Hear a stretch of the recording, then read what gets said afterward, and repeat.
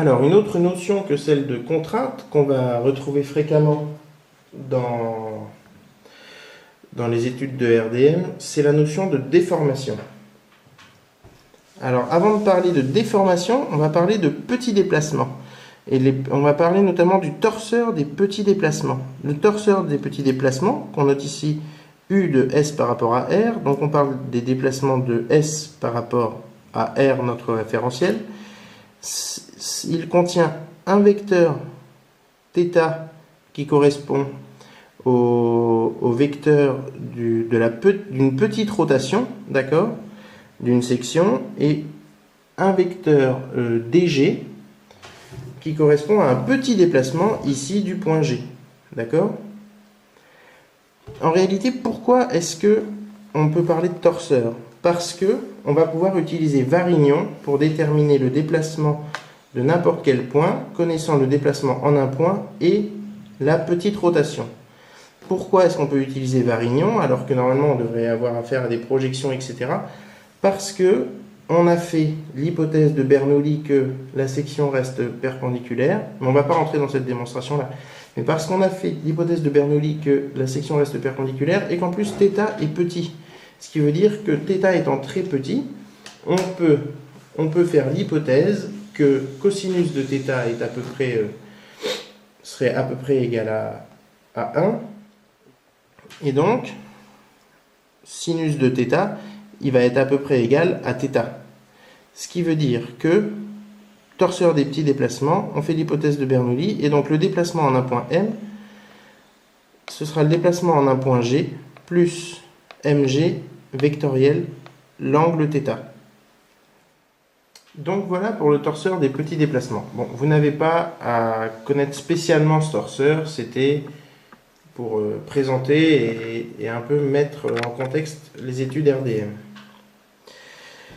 Donc les petits déplacements d'une section droite par rapport à une autre section droite en RDM. Donc nous, c'est ça qui nous intéresse. Par exemple, ici, j'ai une section S1 et une autre section S2.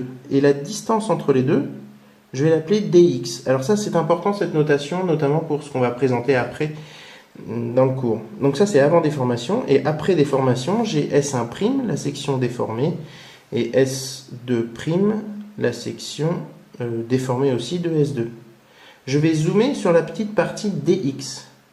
Et donc je prends S1 égale S1', c'est-à-dire que je repars sur mon dx, je zoome sur mon dx et je considère que S1 est celle qui n'a pas bougé et que S2 a bougé, elle. D'accord?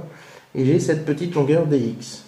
On va rencontrer trois types de déplacements seulement, et il n'y a que ces trois types-là qui nous intéressent. Si par exemple je n'ai pas de rotation du tout, mais j'ai par contre un déplacement de G, d'accord, le long de X, ici c'est le cas de l'allongement sur la normale, d'accord. C'est ce qu'on va obtenir lorsqu'on tire sur une pièce, on parle de traction, on va en reparler plus tard. Donc ici S1 égale S1' et S2 devient S2'. Donc mon déplacement, ici, il est ici, alors que ma longueur initiale c'est le petit dx, d'accord. Une torsion normale au plan de chargement. Alors, normale au plan de chargement, ça veut dire quoi? Ça veut dire qu'en fait, c'est une flexion. C'est-à-dire qu'ici, par exemple, mon plan de chargement, c'est le plan XY, et ma torsion, elle est autour de l'axe Z. Alors ici, qu'est-ce que je vais avoir? Je vais avoir, par exemple, en G2 égale G2', c'est-à-dire que ma fibre neutre n'a pas bougé, si je suis en torsion pure, d'accord? Je peux considérer que ma fibre neutre n'a pas bougé et que ma section a tourné légèrement autour de ce point-là. D'accord? Ici, si on zoome, voilà, on voit le petit déplacement fonction de la distance Y à laquelle je me trouve de la fibre neutre. D'accord? Et torsion autour de la fibre neutre, donc c'est ce qu'on appelle une torsion tout court d'ailleurs. Et donc là, ça va dépendre de où je me situe entre S1 et S2 et où je me situe le long du rayon ici. D'accord? Et donc la déformation, parce que là on a parlé de déplacement alors qu'on est censé parler de déformation. Et ce sont deux choses différentes. En fait, la déformation, c'est le déplacement relatif d'une fibre. C'est-à-dire que je prends le déplacement que j'avais obtenu, mais je le divise par dx. Par exemple ici, j'ai le vecteur delta m, le déplacement de m lors de la traction, mais divisé par dx. Et cette valeur, on va l'appeler petit epsilon suivant x. Dans le cas de la torsion normale au plan de chargement, d'accord? Alors là, ce petit epsilon, il est fonction de y, mais c'est toujours un déplacement, vous savez, ma section, elle a fait ça. Donc c'est toujours, le point, il s'est toujours déplacé suivant x, et du coup, c'est moins y delta θ z, donc petit angle de rotation suivant z, divisé par dx.